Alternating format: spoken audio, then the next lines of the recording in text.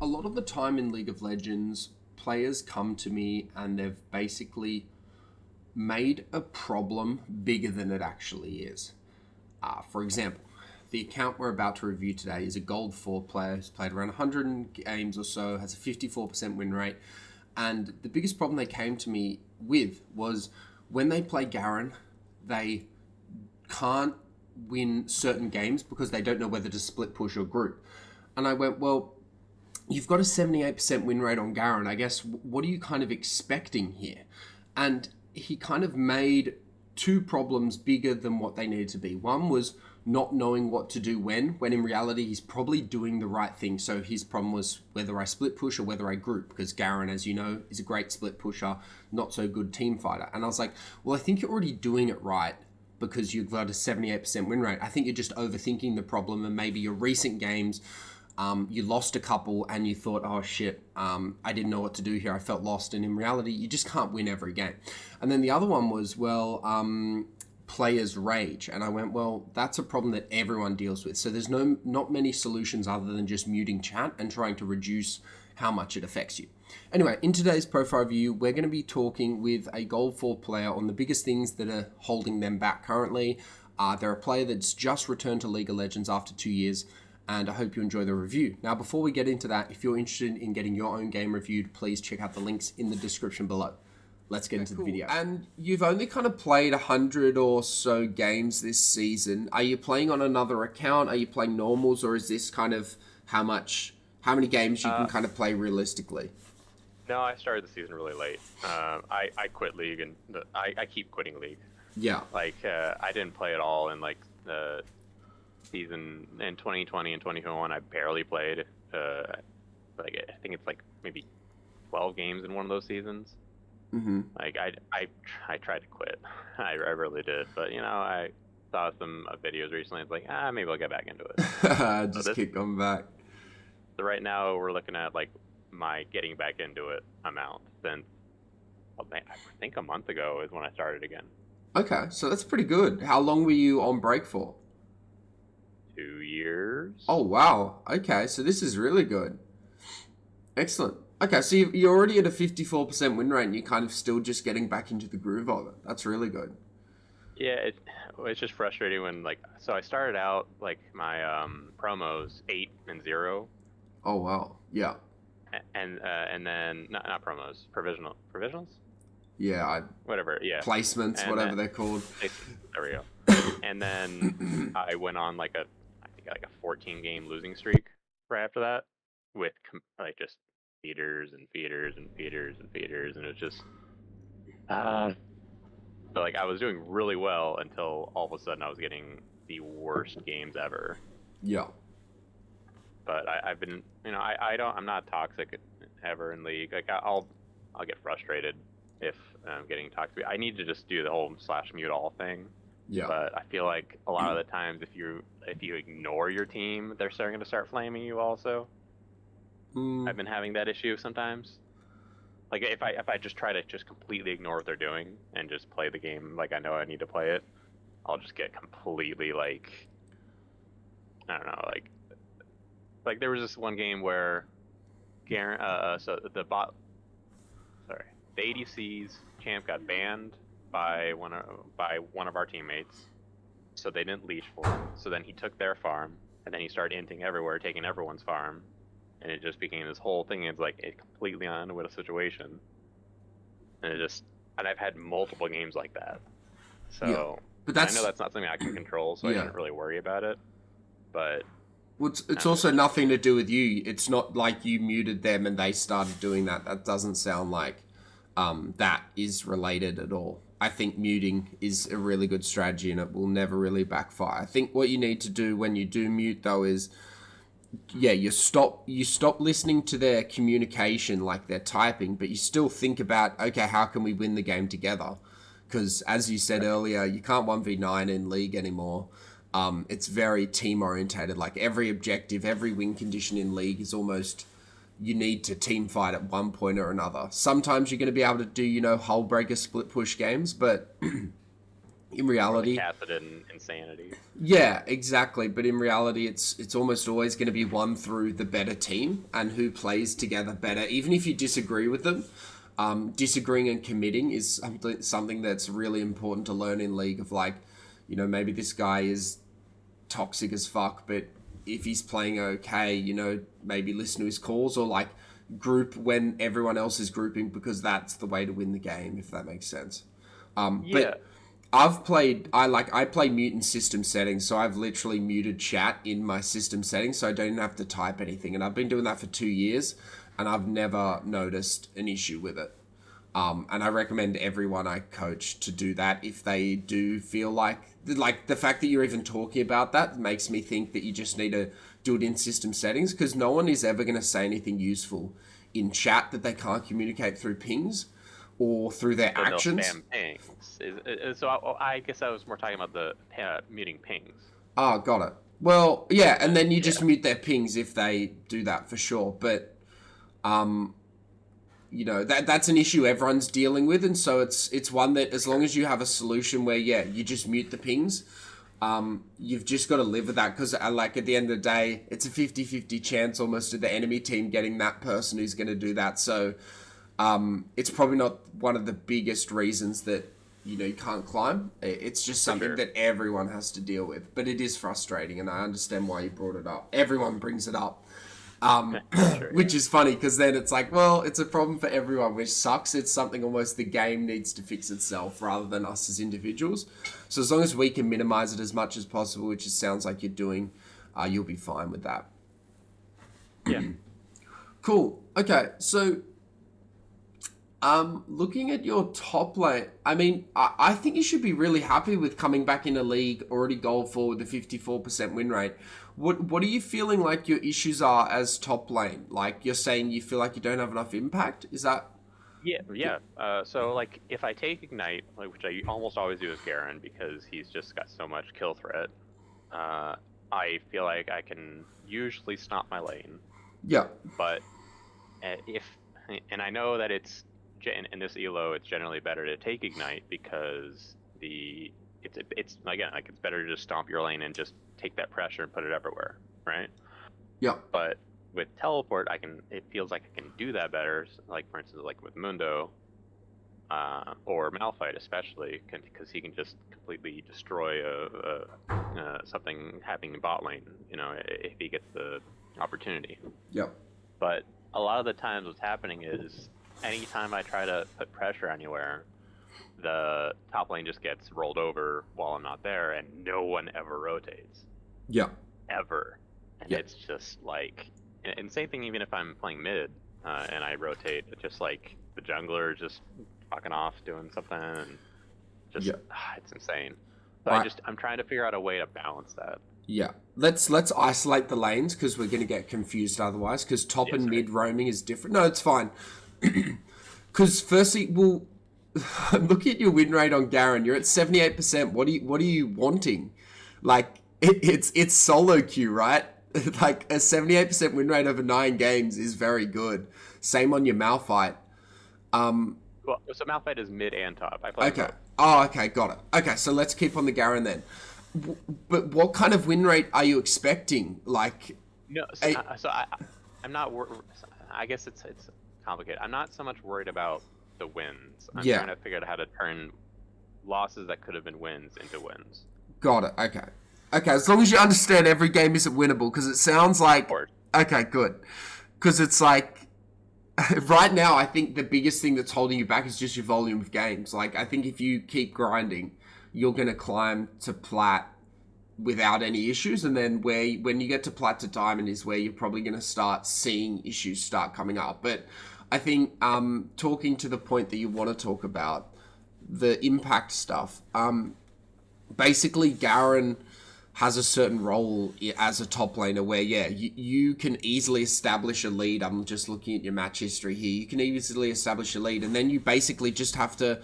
It's not a coin flip, but it's a calculated guess of going, well, okay, do I try and group with my team, or do I keep split pushing? And grouping with your team is generally great if there's no real resources top lane. So if you've already gotten their first turret and they're like 0-3, they're not really worth it. So it's better to group. And so for an example, or almost like a theory of like, basically, if you've stomped top lane, you should basically leave your lane after 14 minutes and don't really care too much about what happens to top lane if you're impacting the rest of the map. So what I'd suggest is if you're like, let's say 3-0 in top lane and you've killed the first turret and it's like 15 minutes, I would say let your top laner just do whatever they want top and go group and take dragons together or gank bot lane or gank mid. If nothing like that is occurring in the map, that's when I'd say you just stay top and you keep applying the pressure on your enemy top laner. And then you probably bring pressure from their jungler and etc. Yeah, exactly. And you keep looking for like a roam mid or, Rift Heralds or helping your jungler, but you basically stay top until the action starts occurring. And eventually the action is going to start occurring and it's going to turn into an ARAM fiesta. And that's almost the signal that you go, okay, I need to group. Because Fiora getting a tier 1 turret at 16 minutes doesn't do shit. Like, you don't care about your tier 1 turret after 15 minutes. If that's all Fiora's getting and you've just won a team fight plus gotten dragon and now you're all grouped mid, who cares about Fiora taking your tier 1 or even your tier 2? It's only when she'll get to the inhibitor turret is when you've actually got to really match her and worry about her. So don't feel like your roaming is punishing you and getting your top lane ahead, because what you're doing is you're getting yourself ahead plus everyone else on your team, while all Fiora is doing is getting herself ahead, because a top tier 1 turret isn't a win condition, neither is a top tier 2. It's only when she'll get to the actual win condition turrets or the win condition objectives is where you really need to start worrying about a top laner who you've stomped, who is now coming back into the game, if that makes sense. Especially if it's like a Yorick, right? Yeah, exactly. Yeah, and like something like a Yorick where he can literally take 3 turrets within like a minute or 90 seconds. Yeah, that's where you do have to match them. But also you can play better macro. It's like if you've won lane, you should always have priority in that lane, which means you always get first roam. So think about it like, okay, if I'm versing a Trind or a Yorick, he's gonna like smash all my turrets if I leave him for too long. So what I'm gonna do is I'm gonna hard push waves into their tier 2 or into their tier 1. Then I'm gonna roam mid for like 20 seconds, 30 seconds in between waves and then come back top. And you're almost like skirmish ganking, where it's like every time you push the wave in, you like just walk. Maybe you only get halfway through the river, but you're always trying to get out of top lane. And then when you see the fight that occurs, you're like, okay, cool, I'm committing. I'll let Yorick take tier 1 because what I'm doing is I'm committing to a team fight here that I think can win the game. And that's really the only way to improve what you're already doing, I think, quite well. Because I don't think you're doing grouping or, knowing when to split push, knowing when to group incorrectly, because you do have a pretty high win rate on Garen. I think you're doing it quite well, but that would probably be the only situation where you might not be. And it's a good way to look at the game, if that makes sense. Yeah, I see what you're saying. And that's specifically works for Garen, and obviously, and he's almost never banned, so that's fine. But Yeah. like, there's like a few champs I just can't win with him against ever, like like Camille, Kale, if they actually know how to play Kale. Yeah. Because even though she's not great pre-6, she can still just completely wreck his day the moment she hits 6. Yeah. Or like Quinn. Oh god, Quinn. Quinn is someone I play Mundo because Malphite. Almost all Quinn players I think ban Malphite. Yeah. Is from my experience. So I'll play Mundo, and because you can queue her jump in and make her just like lock up for a second. Yeah. But other than that, like I can do that. It's just those specific champs is when I would play like a Malphite or a Mundo, and it's a lot harder to, at least in my opinion, to I don't know, to bring the pressure as much, because those are more like Malphite's in the engage. You need your team to follow up on you. Like he can do a lot of damage, but that's there's so much reliance there. Yeah. Well, Garen can literally just kill multiple enemies at once. Yeah, and do you know the reason why? It's because they're different champs and you're playing them for different reasons. Garen, you're Yeah. playing when you're confident and you're ready to stomp, right? And then your Malphite or your Mundo is literally, when you're versing a matchup that you can't win on Garen with. So when you're doing that, basically what you're doing is you're safe picking, which is just going to mean you have less influence overall. But what you're doing is you're negating the negative experience or the negative consequences of a counter pick into Garen. So you're never going to be able to do as well on your Mundo or your Malphite as your Garen because one, they're different champions, but two, you're also picking them for different reasons. Like if you're versing a Quinn top, it's going to be very hard to stomp that lane unless the jungler comes and ganks you. A Malphite can neutralize that lane. A Mundo can neutralize that lane. But in a 1v1, it's kind of hard to get an established lead as a Garen would in a Quinn lane, as an example. Unless she's really bad, or again, your jungler camps and gets like 2 kills for you, then you're fine. But it's a very hard lane to actually get a solid lead on because it's a cheese pick, it's a ranged pick, and your goal isn't actually to stomp that lane, it's to go even because a Quinn going even in lane is a win condition for a Mundo or a Malphite because if they start grouping, well then you just go group because you've got the better team fight as a Malphite, as a Mundo than the Quinn. So you're almost sacrificing your laning phase so that you can be a bigger influence in mid-late game. Yeah, and like, I guess the one struggle specifically with Gwen is that she can not take teleport and still back and then roam bot. Yeah. And while I can try to slam that tower down, but before a certain point, it's really difficult to really just that has so much armor. Yeah. So then what I'd do is I would say just fucking play your Garen. Because I think you can... So, like, this is, I think, people get... And I think you've been thinking it as well as... Comfort over counter is just so much better. Like, I would rather you play your Garen into every game because your Garen just seems better than your Malphite or your Mundo top. No offense. It's just everyone has a stronger champ. And in gold, like, in plat, it's always better to play your comfort pick rather than trying to think of the counter pick itself. So... I mean, if Malphite is banned, what I'd say into a Quinn matchup specifically, I know we're getting very specific on the Quinn matchup, but I would say if Malphite's banned, play Garen instead and just see how it goes. Like, because if Quinn roams, well, you just take turret. Like, you can be that split pushing menace, and what you can do with Garen is you go Hullbreaker and you negate Quinn completely, and you just play split push Garen. Or if the game is becoming very team fight orientated, well, you don't go Hullbreaker, you just group. Because Garen and Quinn in team fights, well, Garen I still think is the better team fighter. Quinn just excels before teams group and like kind of during laning phase in that mid game where she can get picks.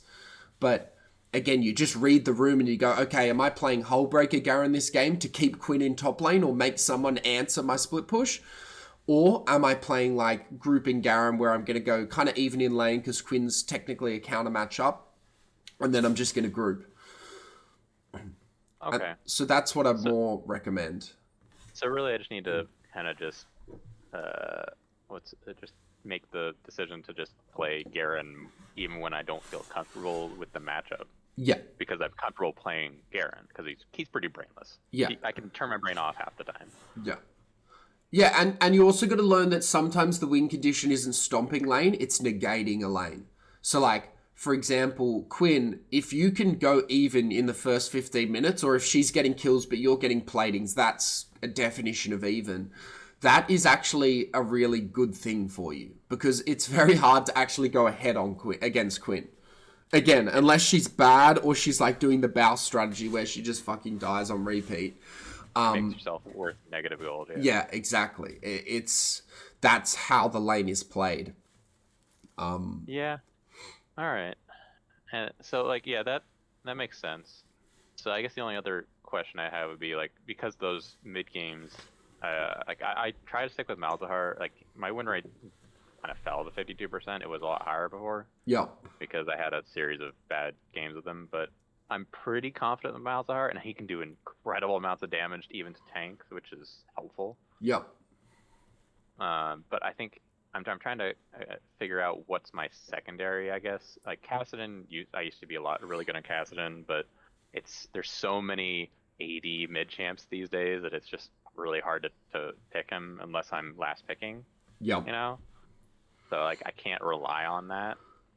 And he specifically is not a champion I ever want to kind of just spam Yep. because those AD matchups can be just so what's it called?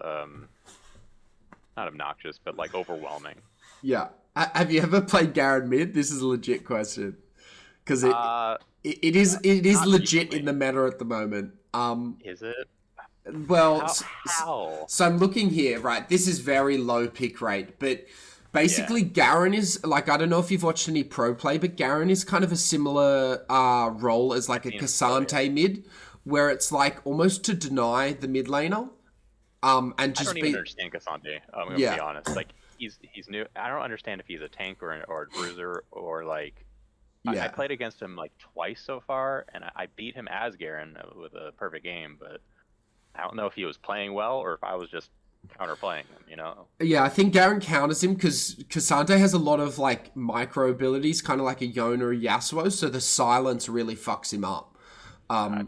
And so he has kind of a 3Q wind up, similar to like the Yasuo, where he does the knockback.